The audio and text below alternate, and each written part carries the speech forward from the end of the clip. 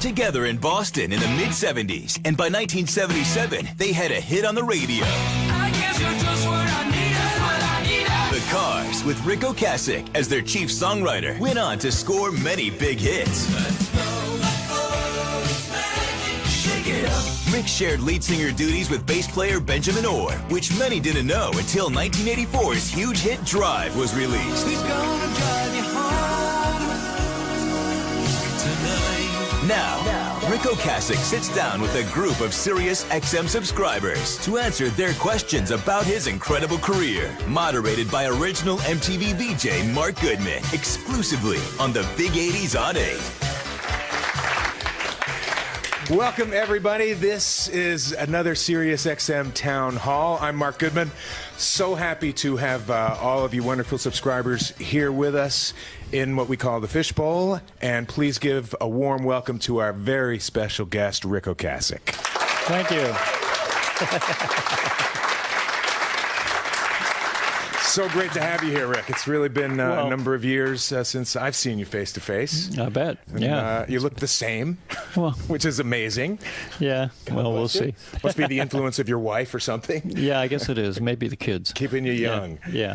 Rick and the Cars have a brand new box set that's out where all of the albums from the Elektra years have been remastered. Right. So they are even better, if that's possible, than they were when we started out. So we're going to talk a little history here today. Okay. We'll talk music, and let's see if we can all come away knowing Ric Ocasek a little bit better. Alrighty, good. So we'll start off on the end. Everybody's got questions. James Campbell, is that you down there, James? Hi, James. Hi, James. How are you doing? What's your question for Rick? Which bands were you listening to when you were young that influenced you as a musician? And name a song from another artist that made you think, gosh, I wish I had written that. Okay, well, let's go back to like the 50s, really. Buddy Holly, obviously, I loved, and Carl Perkins and people like that. I liked the rockabilly sort of people. You know, when I was young, I think the one song I particularly remember is That'll Be the Day by Buddy Holly. I think if that guitar riff probably started me in music, made me want to play music.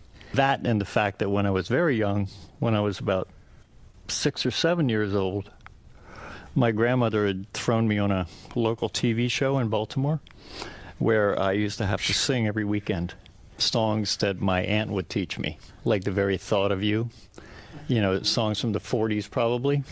And on that particular show, which was called The Collegians in Baltimore, Maryland, they had a band that had electric guitars. This is in the 50s, so they played, you know, Fenders, and they played sort of country music, but the guitars just freaked me out, that they were electric and you could hear them, and I think that's the thing that made me want to play guitars, that little band that didn't even play rock. So that's the early days, and then when we moved on to the 60s, it was pretty much Bob Dylan. And I think the first time I started noticing folk music was when I heard Peter, Paul, and Mary do If I Had a Hammer. And I thought, wow, that's lyrically pretty cool. And then Bob came along, and I think they covered one of Dylan's songs. And it was Dylan mixed in with the Velvet Underground. And so I had those two extremes. I loved the folk music for the lyrics and the finger picking, which I stressed over learning for years. And the Velvet Underground for, you know, the art and the lyrics as well. Were there things, as you were going through that beginning time, did you try and imitate Dylan, or did you imitate some of the stuff that you were in your own writing as you were just starting out as a writer? Well, I don't think I ever tried to imitate actually anybody, but I did try to make things as maybe a lyric. I tried to make lyrics good. You know, I tried to pay attention to the lyrics. I was a little bit afraid of imitation. Mm-hmm. I was self-taught, so I thought it was good that I didn't learn cover songs, or, you know, it sort of maybe kept things a little separate. I was a little afraid of I did try to finger pick. Mm-hmm. You know, I tried to learn finger picking from, you know, Tom Rush, Gordon Lightfoot, all kinds of Travis, mm-hmm. you know, and that was something I really wanted to learn. I hardly ever used it in the cars. I think I used it in Since You're Gone. That's kind of a finger-picking thing. And some of the lighter things on electric, Right. which was kind of cool. But, you know. Is there one, the second part of the question was, is there a song that you can think of off the top of your head that you think, God, I wish I would have written that one? You know, that's another thing I have a problem with. I don't think I wished I had written anything anybody else did, because I don't know what reason I would wish that I did. You know what I mean? Like, oh gosh, I wished I was like that. You know, I think I pretty much was satisfied with what came out of my own brain. You know? Fair enough. Okay. So, We've got Jennifer Durgan. Yes. Hi, Jennifer. Hello. Call hi, me Jenny. Jennifer. Hi, Jenny. All right. Hi, Rick. How are you? Pretty good, Jenny. So, what's your feeling on the new ways that people find about, listen to, and buy music? Do you welcome the advent of that sort of technology? Well, I'll tell you, I'm not so sure. I'll tell you what I think's missing. Everybody knows this, but when you used to go to a record store, you know, there would be other people at the record store too. Everybody would be leaping through records and talking or dressing up or meeting on the street. And, you know, you actually had to go out and do something social. You know, there was pretty much a social movement. Ew. You know, to music. You know, there was people hanging out and talking about it and looking for ways to find new music and everything. And now we just look at a black screen and try to find new music. My kids do it. You know, that whole missing, you know, interaction between people. It's all electronic. I love technology, you know. And it's also, I don't know, to me, it's kind of killed the band in the garage thing. You know, like if you're a band that's lost in your garage in Ohio, you know, not hearing everything or not looking at your screen and seeing everything immediately, you know, had an opportunity to do something different. And everything's so immediately reactionary. You immediately get to see what bands look like and their aura. And then they're over in a couple of weeks, you know, because, and there's also thousands of bands that are on, you know, it's very hard to weed through. I mean, it is technology. My kids say, that's the way it is. You know, it's the way they just take it in stride. But I kind of miss that whole social thing. Does it strike you as a great thing that the technology has allowed, talk about garage bands, it's allowed people to upload their stuff, Totally. and all of a sudden the world can hear it, and I'm sure you know plenty of stories of bands who have gotten signed because they got 1 million hits on YouTube. Yeah. No, that part of it's good. And the technology part's great. Like, for instance, the, you know, being able to, actually, you could record a whole album for about $2,000 if you bought the computer, if you bought a laptop, because the recording technology is better than when you would have tape machines that were $250,000 and studio time that was $1,000 an hour, you know. So that part's great. Because I used to make demos on cassettes, and you know, and now I can make them on GarageBand or you know, Right.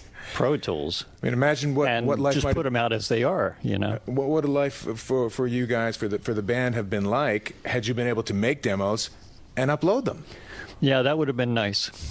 But there's something about the slowness of handing out cassettes to the band of songs, you know, and the time it takes to like absorb the, you know, music a little bit. And, you know, there's something about that too. It's good.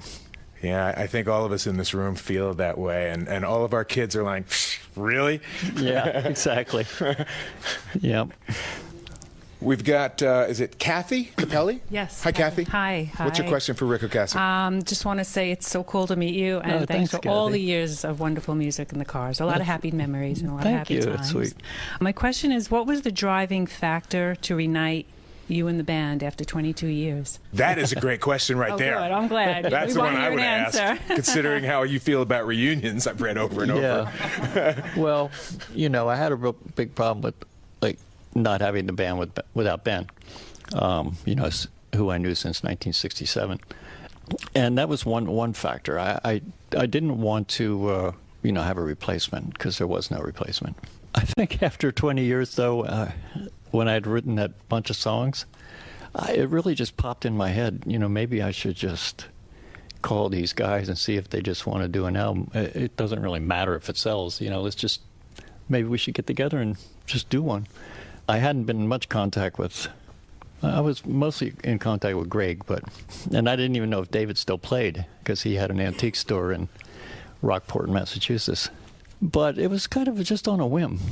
And when we got together, it was like 2 weeks ago we had been together. It was so immediate, playing. It was so fun to do.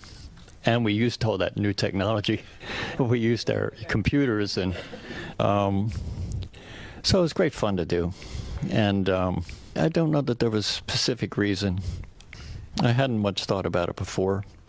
But at this moment in time, it just seemed like a cool thing to do. It's great to have the sense that you were that sort of, yeah, sure, why not kind of a thing, where my impression of you over the years is you're meticulous, you're thoughtful, you create things very definitively, and you had been fairly vocal about your not really thinking reunions were a great thing. Yeah, well, I don't, but I did anyway. Except for the Cars. I contradicted myself. It's like manipulated contradictions. You know? So we're going to play a song here that part of what I love to do with these is to just get this sort of off-the-cuff take on the song that we're about to play, and whatever, if any, particular remembrance, whether it's in studio or something that happened in concert or just where the song came from. We're going to play Let's Go. All right. And is there a setup you would like to give for this? You could say no. All right, I will. We'll just roll the film, the clip from the movie. All right. I mean, is there any memory? Is there a setup? No, well, not really. I mean, I don't have a setup for every song I wrote. I mean, it's like I don't remember what the situation was. I remember liking the demo. I remember thinking Ben should sing it. But really, it was just another song on Candia, was it? Who remembers? You know. If you don't remember, Rick, we're in trouble. Specifically, story on that song. So, needless to say, maybe we should just play it. It's Town Hall with Ric Ocasek. Sirius XM. This is Let's Go.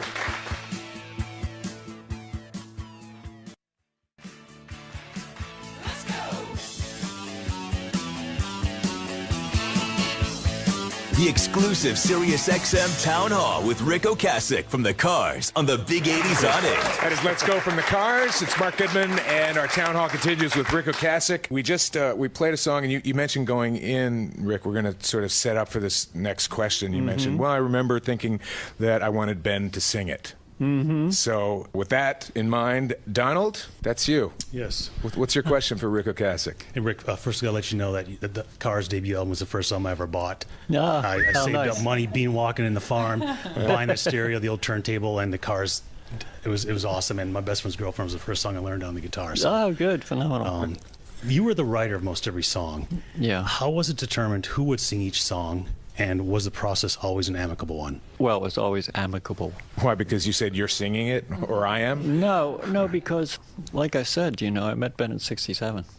That's a long time ago.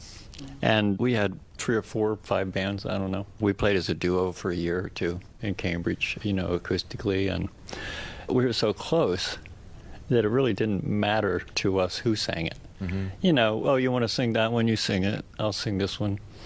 It was sort of like that. We didn't really discuss it, or a lot of times I would think, well, Ben, you should sing this because you have a great voice.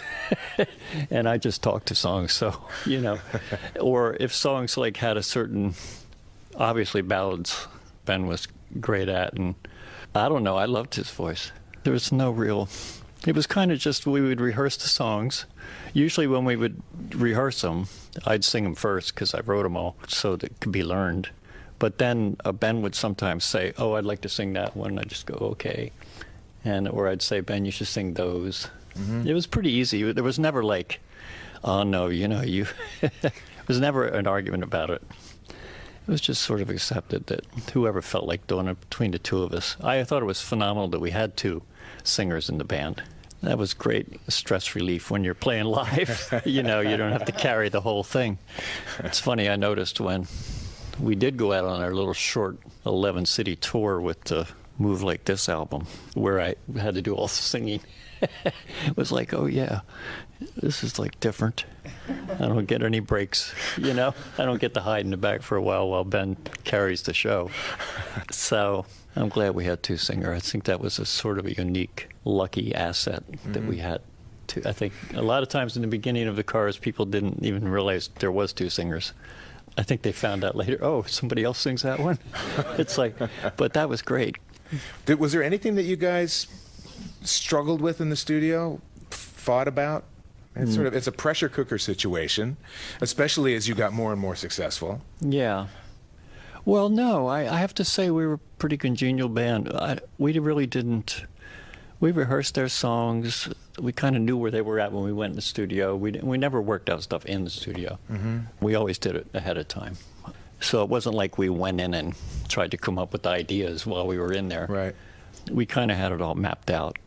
So I don't think we ever fought about that stuff. We never really fought about much at all. We had fun on the road. Unfortunately, I can't give you any great stories about fistfights or, you know, all those things that happen in studios. Damn it. Between some bands. So. Lori Powers has a question for us. Lori? Thank you. Hi, Lori. Hi, nice to meet you. Thank you. What effect did Roy Thomas Baker have on the band? A great effect, because he was just the most phenomenal producer you could imagine to have. He came to see us at a high school when we were playing at a high school in a blizzard in Massachusetts. I think it was Roy and maybe 3 other people, because the weather was so bad. And he made it there. I don't know how he made it. Who had told him to come? How did he know? Elektra. Elektra sent him, because we were on Elektra, and I guess they obviously knew him from Queen. And we were like, you know, wow, Roy Thomas Baker is coming. And he came and he said, after the gig, he said, I love this. I just want to let's do it. And on top of that, he said, but we have to do it in London. And we thought, Jesus, all right, I guess we'll do that. Darn it. Oddly enough, when we flew to London in '78, that was the first time I'd ever flown in my life. So my first flight, I mean, these days everybody flies, but back, I don't know, wasn't that long ago, but in '78, you know, not every kid got to fly. Sure. And so my first plane trip was to London. To do your first album. Yeah, exactly. Jeez. And we did it in Air Studios, which was George Martin's studio. Dan, he used to walk around, poke his head in, you know. And Roy was just extremely eccentric, flamboyant, sound professional, if you want to call it that. He always kept things super up. He was always joking. Brilliant person. He used to record classical music, and he learned his miking techniques from doing orchestras, like the room sounds, things that people didn't usually think about. Like, he was used to recording because he would have to record orchestras using mics all over the rooms, you know, so he used the same techniques when he recorded rock. He would put mics all over the room and get a sound, you know, from the room. He probably knew more about classical than rock, you know. So we only recorded for 12 days, the first album. It was very short, and I think the whole album was mixed in, we started on February 2nd and we were done on February 14th. So he was a bit nuts, which was great. Right. Were there songs on that first record that you can think of that maybe went into the studio in one fashion, and then he came up with things that you went, oh, I never thought about it that way? Well, some modifications or changes that... Yeah. The songs stayed exactly as they were, actually, because we had been playing them live and they were good the way they were. However, the big shock was the harmonies, because we were really just singing like 2-part harmonies for all these songs, you know, Just What I Needed or Good Times Roll was 3 guys singing Good Times Roll.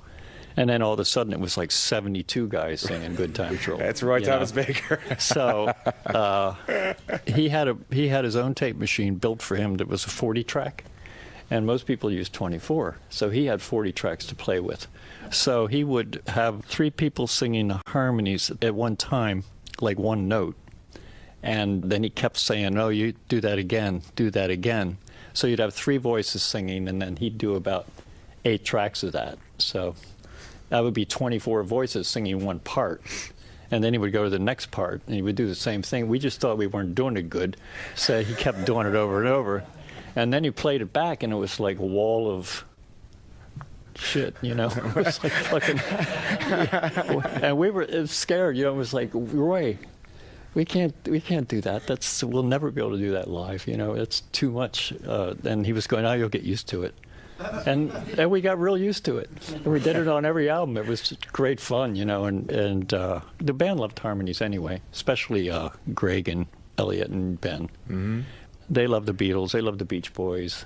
You know, they liked layering the vocals. And so it became an intricate part of the band, and it was...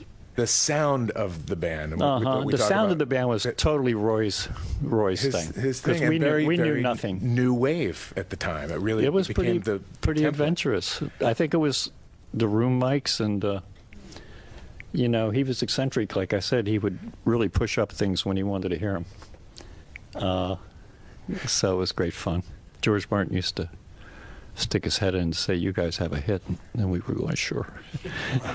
Wow. Or we'd go, George Martin said we had a hit.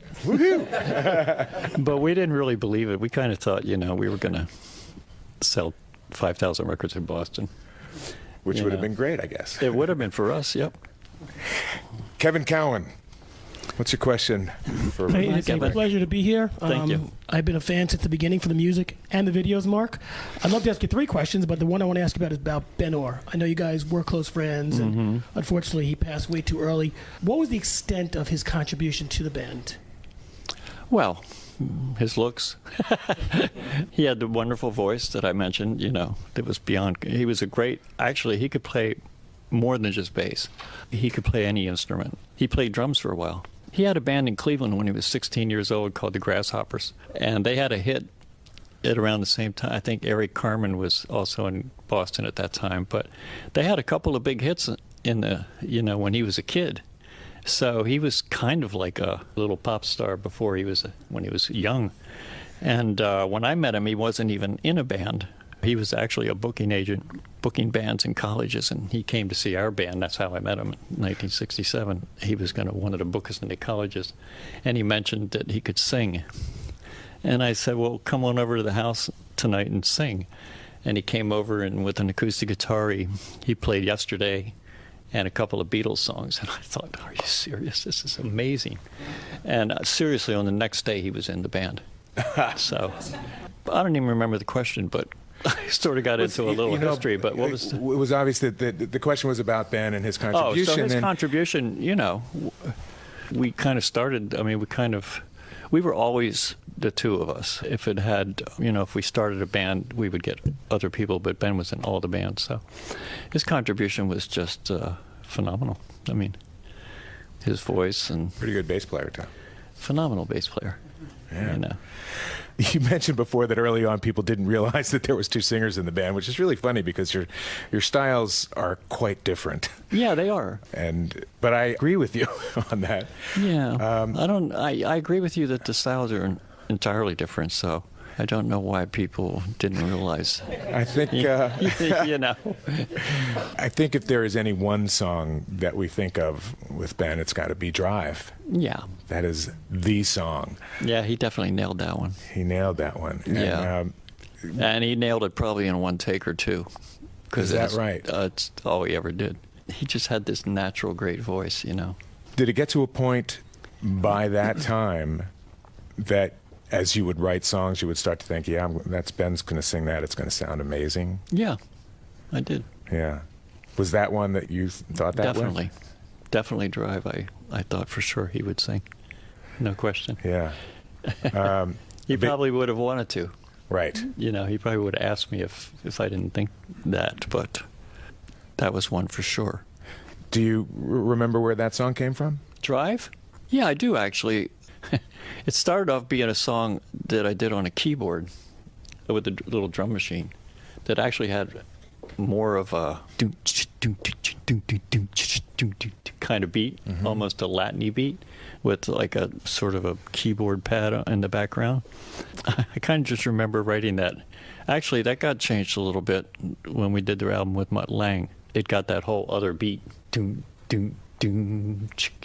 you know, instead of the dooch, dooch, dooch, dooch, dooch. Right. No, never mind. I'm just getting lost. Ric Ocasek beatboxing, ladies and gentlemen. Pretty awesome. So, yeah, that got changed a bit.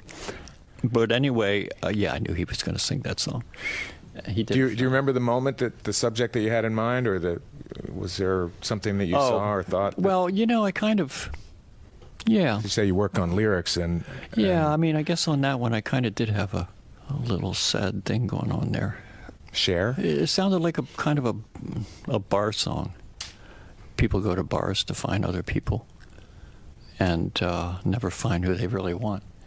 They find somebody for a night maybe and then get left out in the cold. So I guess it was a little bit about that. Sounds a little trite, but that's... Doesn't sound trite at all. It sounds really personal, which is it's interesting. Yeah. And I think all of us are thinking now, what happened to you that song was inspired? I don't know that anything happened to me, but a lot of things, I think... I know you were married at the time, so it wasn't... Yeah, I was always married. I was married since I was 18 years old. Yeah. 3 times I've been married. But this time's been pretty long. 30 years is pretty good. Maybe we'll get into that later. One of the great rock and roll relationships, one of the great rock and roll marriages. But why don't we play Ben singing Drive? All right, fine. It's Town Hall with Ric Ocasek. This is Drive. Who's gonna tell you when?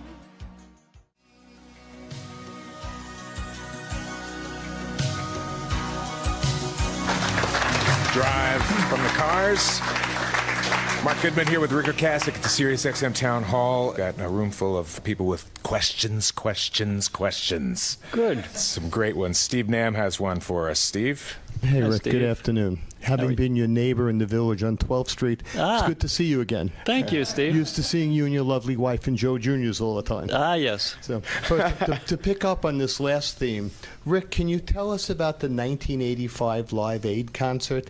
How did Drive seem to become the video for the Live Aids movement at the time? And then, what was it like to play that concert, being around so many great musicians? I mean, you guys looked and sounded great. How did it feel? Well, the concert was wonderful. The song got there because in England, where they did the main concert, Bob Geldof decided to use it for that reason. We didn't know much about it until it kind of filtered into the United States that it was being used. And they asked if they could use it at that point. And of course I said yes. But at first I was a little reluctant, not because I didn't want to be involved in the whole charity, because I certainly did. But the film they were showing was starving children and starving people, and they were playing Drive, and I thought, boy, that's certainly not the image that I was thinking of for like this song. But geez, I feel guilty of not letting them use it, you know, because it's for a great charity. So what am I going to do? I should just let them use it. So I did. But playing in Philadelphia, I guess it was, right? That was a phenomenal concert. Maybe the biggest one we ever did up to then. We played for... It's about 100,000 people at JFK. Yeah.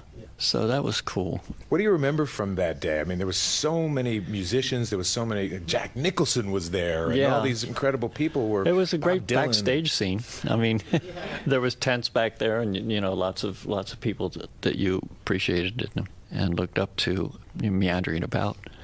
And occasionally you would get to say hello to some of them. You know, that part was great. It was kind of like a big rush. You don't really have time to think. You know, you go and your equipment's there and you play. And was there somebody who you met or saw that day that made a particularly big impression on you? I would say no. All right, moving on. Thanks for sharing, Rick. Really? Yeah. I mean, you know, you meet people, they play guitar and you do. I mean, okay. You know, I guess you feel like you're in a group of all the bands that are with you. Yeah. You know, you're all in that same thing. And certainly I'd like to, you know, all the bands are just about everybody. But I remember one of the things that I felt that day running around backstage and broadcasting from there was I did feel a part of something. I did feel we are doing something. And all of a sudden, the me decade suddenly became a time when we all felt like we needed to chip in and we needed to contribute. Yeah, that's true. That was good. Maybe it was somewhat of a start of that kind of bands jumping in and helping people survive. Mm-hmm. Looking back, it was a great moment. You guys did sound great that day. Oh, thanks. That was thank you. Hardly remember, but and it was hot. Oh, that I remember. It was raging hot. Eileen, where are you, Eileen? Hi, Eileen. Hi, Eileen. Hi. How are What's you? your question for Ric Ocasek? Is there an artist, past, present, that you would have liked the Cars to collaborate with or joined on stage for a song? Not to be boring, but no. I'm getting this impression of you as so self-contained. You know, you really. Unfortunately, I think I am, and I think I have been. I've actually never wanted to collaborate with anybody.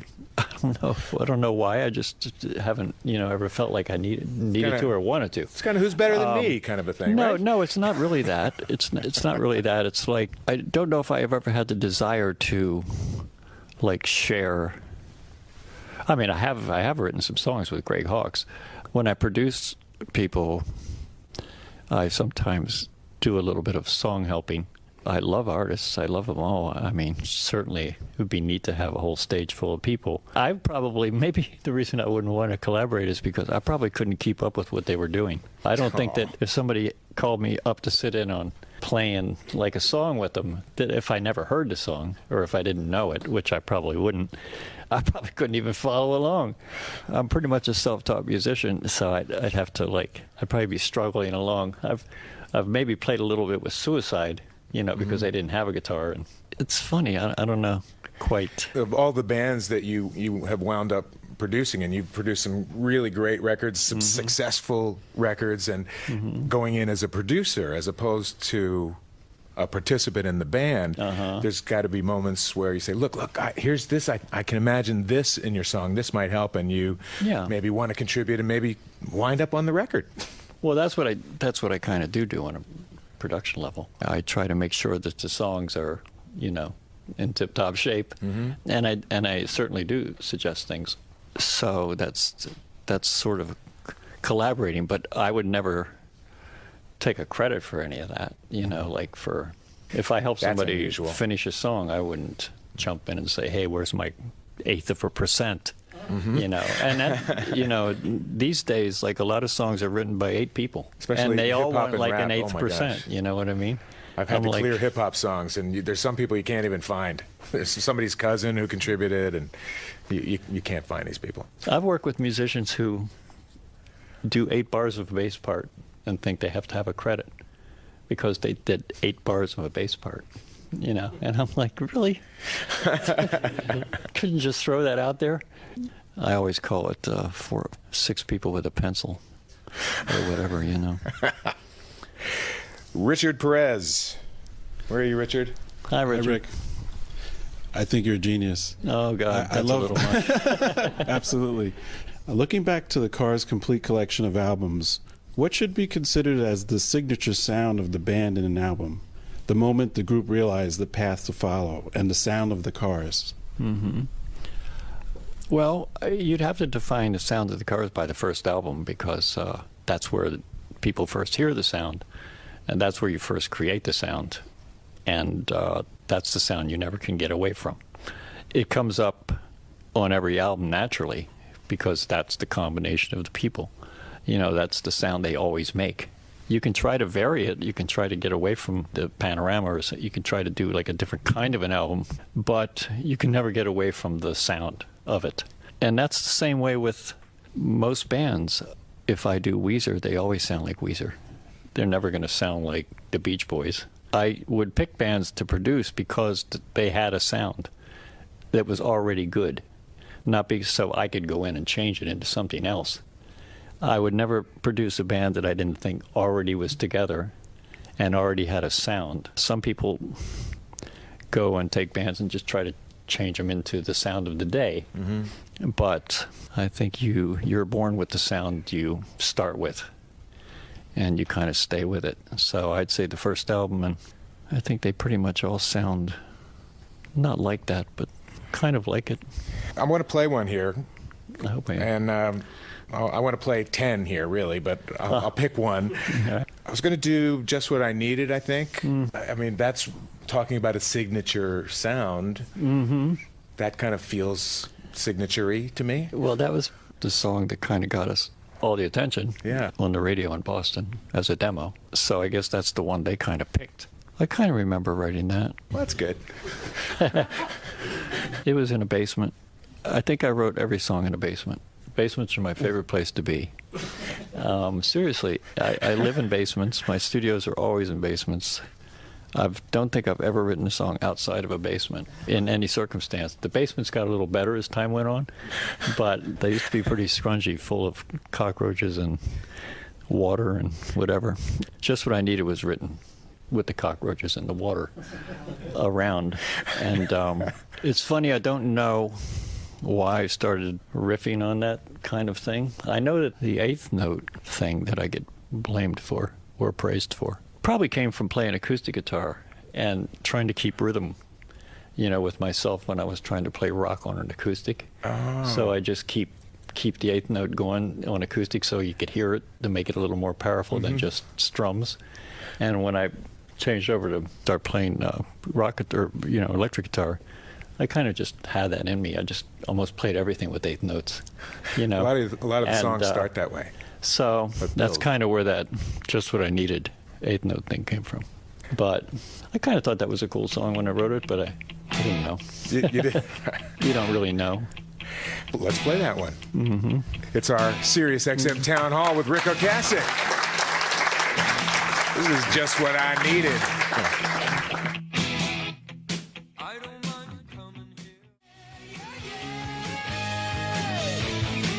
Ric Ocasek from The Cars. It's an exclusive Sirius XM Town Hall on the Big 80s on 8. Where it all began for The Cars. Mark Goodman here at the Sirius XM Town Hall. We're talking with Ric Ocasek. When I listen to that song, one of the great things, especially about those first couple of records, and I'm sure everybody in the room and everyone listening now agrees, that it takes us back to a particular moment in time. Mm-hmm. And I hear that, and I think about stuff that I was listening to around that time, like Jonathan Richman, and, that were a part of your sort of the bed that you rose out of.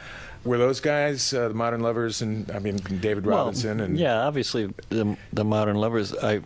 When I first moved to Cambridge in 1972, I think it was, or 70, I drove into Cambridge, Massachusetts, because I wanted to live in Cambridge for a while because they had a lot of folk clubs. So Ben and I went there, and the first day I came in there on what they call the Cambridge Common, which is in the middle of Harvard, that thing, the Modern Lovers were playing outdoors. And, of course, me being a Velvet Underground freak, as soon as I saw the Modern Lovers playing in Cambridge, I thought, man, this is the place. This is the place I'm going to live. And I did meet Jonathan after a while. In fact, I used to meet him at some little breakfast places in Cambridge. And I didn't know David, but I knew Jonathan a bit. It wasn't until much later, 78, so years later, that actually, Max Andis, Maxine Sartori, who was... She suggested that I get a new drummer, and it should be David Robinson. David Robinson was then in a band called DMZ. He was out of Modern Lovers. And DMZ was like a punk band. It was cool. But I thought, geez, if he'll do it. And I asked him, he said, let me hear some songs. And he gave him a cassette, and he said, yeah, I'll quit DMZ and join. And I actually thought we were getting our first star in the band. Because David was already in the Modern Lovers, and they had albums out, and this was like David Robinson, and I loved the way he played. It was so simple. And so it was like, wow, that's cool. We got the Modern Lovers drummer. It must be cool now. And it worked out great. Kind of did. Yeah. Kind of did. Mary Beth? Hi, Mary Rick. Beth. It's nice to meet how are you. you? Question for Ric Hi, how are you? Thank you. What's the best musical moment of your career as far as the writing process? The writing process? That is assuming that you can remember things. I don't know. Obviously the first album was a great thing, but I did write some songs when I was in New York in the late 60s that were kind of folky songs. And one time record executive, I can't remember. I played a song for somebody in a hotel in the Albert Hotel in New York when it used to be a hotel, a rock and roll hotel. Which I think it's on 13th Street in University. And it used to be a suicide hotel, actually. Not Suicide the band, but I think a lot of bands, or like a few artists, jumped down the middle of the thing. And anyway, needless to say, it was a great place to meet. And Steve, sure, I could see that. Steve Cropper heard one of the songs and recorded it in Nashville, and that was the first song somebody ever acknowledged that I could actually write a song, and it actually came out. I don't think it did anything, but I just remember that being the first song that ever got recorded that I did. I didn't even expect that to happen, so that was something. But for some reason, I was very motivated once David Robinson joined the Cars, and I had to come up with some really, I wanted to make sure that I was very motivated that I had a full band of people that I really loved. And I remember just thinking, maybe I got good at writing during that particular period. I think that's when it kind of really became something that I thought, where the songs, after 10 years of writing songs, really got okay. Obviously because people were noticing, or, the live thing was, all of a sudden people were coming, and I thought, oh, maybe this is going to be good. I don't know. What kind of a writer are you? And by that I mean, everyone has their own sort of, you mentioned that you love writing in the basement, which is news to all of us. But are you a guy, do you like writing at night? Are you disciplined? Do you say, today I'm going to write from 9 to noon? Yeah. Or just whenever the muse strikes? Do you feel that it comes out of the ether? Or is it something that you have to work hard at? I write when I'm in the mood to write, which is usually maybe a couple of times a year. I'll go put myself in a basement and write 30 songs, because they all come out at the same time, and because that's when maybe I feel like that I'm full of lyrics, that I have something that I could actually say. And I usually write a lot, but it's really mostly if I have the lyrics. If I feel like that I need to get something done. Do you have lyrics in your head? Do you jot them down? I do write stuff down a lot. Sometimes it'll just be a prose or a poem or something, and then I'll sort of, when I'm in the mood, which I do have to be in the mood kind of to do it. I can't get up at 9 o'clock. No way. It's always at night. And whatever. Yeah, I go through the books and I kind of develop them to more of a more song kind of lyrical thing.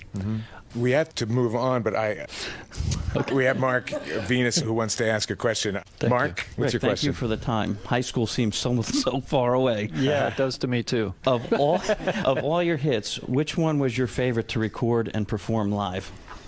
Well, it's a hard question to answer. It's like, which is your favorite child? You don't want to admit it, if there is one. Playing live, anything that Ben sang. They're all kind of fun to play. I used to like Heartbeat City, because it was kind of spacey and kind of moody. I like Touch and Go. That was a hard song to play, but I love to do it. I always look forward to that one. Up and Down. I used to like to play that. Let's Go. Love to play that. Just what I needed, obviously. Could play in my sleep, but... Drive was fun. I don't even think I played an instrument on Drive. I just kind of... I don't even know if my volume was up on the guitar, because there was no real guitar part in it. So I faked that one. So there's a little list. I think it's interesting that Touch and Go was always the one that scared the hell out of you guys. Yeah, well, it's funny. It wasn't a big deal, but it was a neat change. Yeah. I did it on a drum machine, and so when I was doing the demo, I had to switch the drum machine as I was playing, to a different one. Right. So I'd be playing, and then I'd take my hand off the guitar and hit the button, and then it would go into the other beat. Sometimes it would get real screwed up, but it was a demo, so... Right. And so it's funny that David, tried to copy the demo.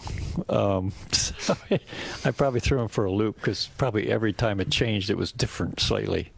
Different timing, because of how the hand do it. But he pulled it off pretty good.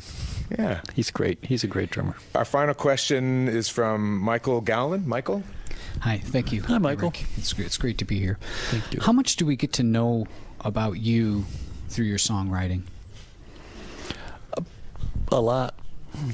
It depends on how you decipher the songs, but Derek's very autobiographical, and they are pretty much who I am in a way, or at least the way I see things. On a song by song basis, are there things that you find especially personal? The one, and someone mentioned it already today, Silver, is a big one that maybe a lot of people don't know. Yeah, that was kind of a song I wrote for Ben, kind of after he passed away. Mm-hmm. But are there?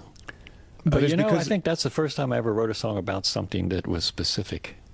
Like I could never, if somebody said, "Oh, we have a movie and it's called this, and we really need a theme song for it," I'm lost.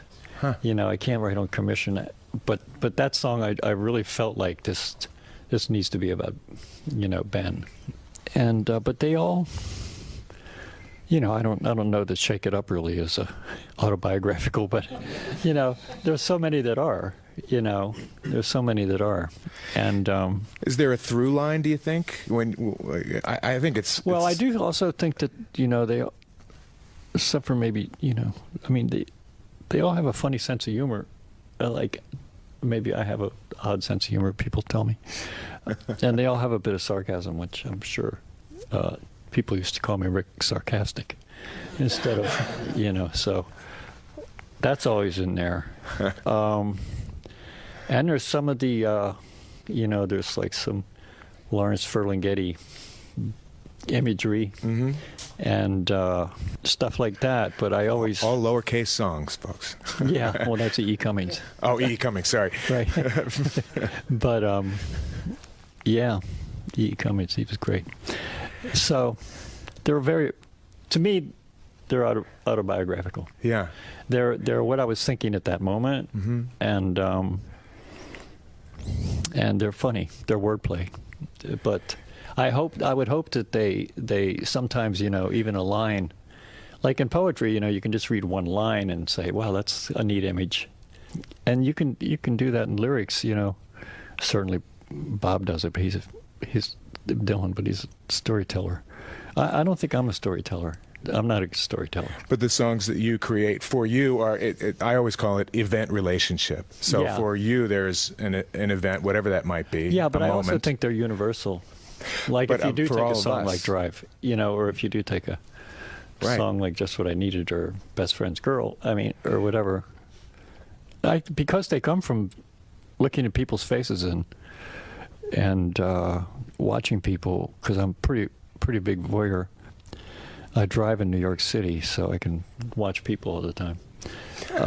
And you see things in people's faces, or you hear them talk to each other, and you wonder like what their lives are like. And sometimes you just paint a little picture of some people's lives that you've seen, or moments that you've seen, and then embellish it into, something.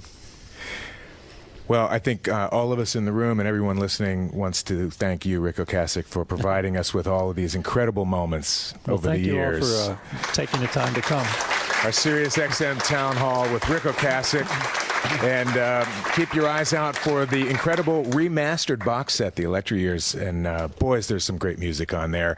Thank you, Rick. Thank you, Mark. Please come back again and visit us. Wonderful. I will. It's good seeing you again after all these years. Yeah. We'll go out with this one. This is Shake It Up. Thank you, subscribers.